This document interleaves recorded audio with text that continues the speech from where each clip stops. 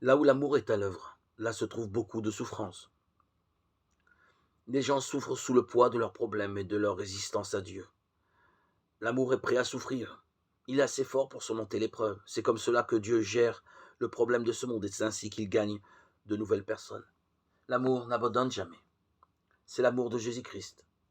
À mesure que notre vie est reliée à Jésus, nous participons aussi à la réalité de son amour qui cherche, combat, souffre et obtient la victoire. Et maintenant, ne nous contentons pas d'échanger quelques simples pensées sur la manière dont nous concevons Dieu. Notre vie doit être empreinte de la réalité marquante de Dieu qui s'est révélée en Jésus-Christ. Ô Dieu, que ma vie reflète ce que cela signifie de te connaître. Seigneur, je me remets entre tes mains. Je pense qu'en toi, je peux que découvrir toute la dimension de l'amour. L'amour du Christ pour ses enfants. Et en toi, je sais ce que signifie la foi. Tu me donnes toutes les réponses que j'attends. Tu me les révèles dans le saint nom de Jésus.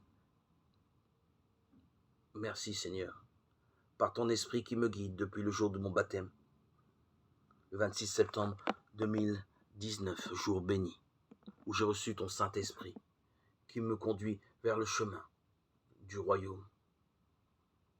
Tu me permets de m'affranchir du péché, d'avancer dans le chemin de la sanctification.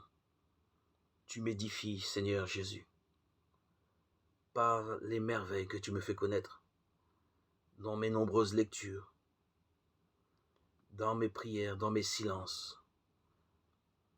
Tu me consoles.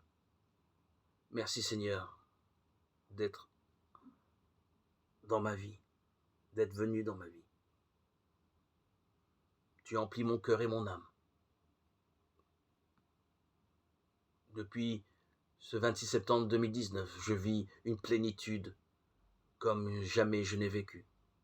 Par mon baptême, tu m'as fait connaître le plus grand miracle,